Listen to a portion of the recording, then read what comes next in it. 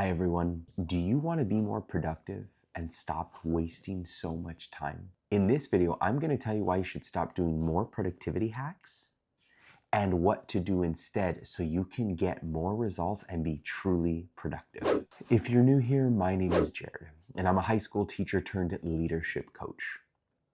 And it's my mission to help unlock your potential so you can lead a more effective life. So in this first section, we're going to talk about why should you stop learning more productivity hacks. If you're brand new to productivity, then I highly recommend you actually continue learning new hacks.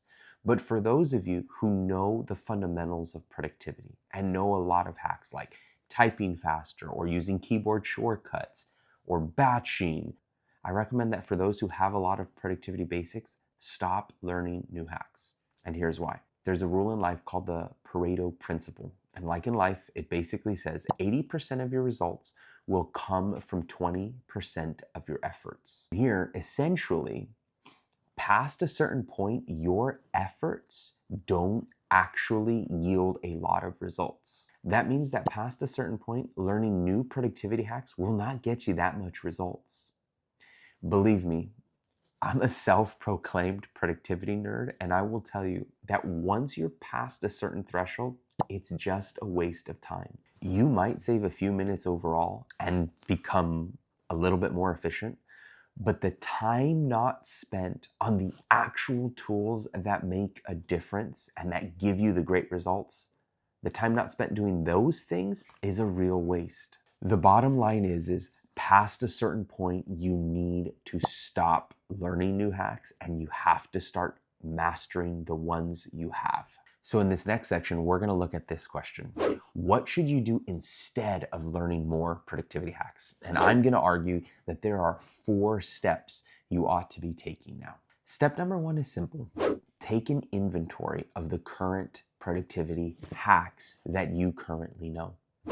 I literally encourage you to write them all down. The next step is a little bit of a self-reflection piece where you ask yourself, do I need to master these hacks? Do I need to keep using them as is, or do I need to stop using them? This is a really essential part because what it's going to allow you to do is it's going to let you think through what tools are most effective for this season. Because you have to remember, not all of these tools are going to work for every single season. As a personal example, when I first found out about a macro pad, I was absolutely obsessed with it. I ended up wasting so much time learning about it because past a certain point, it wasn't giving me any more results. And that's the point, is that when you proactively decide to use a tool rather than just letting your desires take control, you essentially become the driver of the car or the captain of the boat. You decide the direction. Step number 3 is get to work using your current productivity tools that you've decided to use. Listen, you're not going to get it all right the first time. So you might actually be using productivity tools and realize you need to make a change. Or for me, for example, when I decided to kill the use of the macro pad, I had actually made a mistake and I had to circle back to it. On the other hand, when I did invest more time into my calendar system, I started to see positive results rather than wasting time on new productivity hacks. Again, just get to work and start using the tools you've decided to use. And the final step I recommend is periodically check in with yourself and your productivity inventory to see if your decision needs to be updated. I think one of the things people and leaders struggle with at times is that once they give their word that they're going to do something, they have a hard time letting it go. But at the end of the day, these are personal decisions that you're making for your productivity.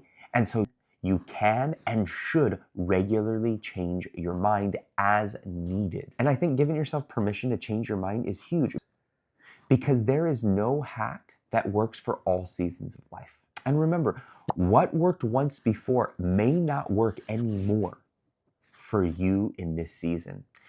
And so as you level up, you might require more advanced tools. At one point, for me, when I happened to make a huge career jump, I ended up spending a lot of time learning new productivity systems because what I had before just wasn't working.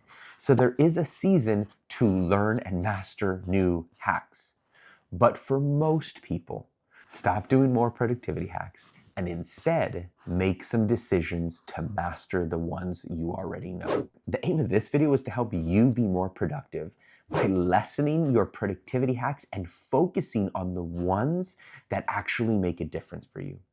Let me know in the comments below, what are your favorite productivity hacks and why? And listen, if this video interested you, go ahead and check out this video in my productivity series where I talk about how I keep productive and work less.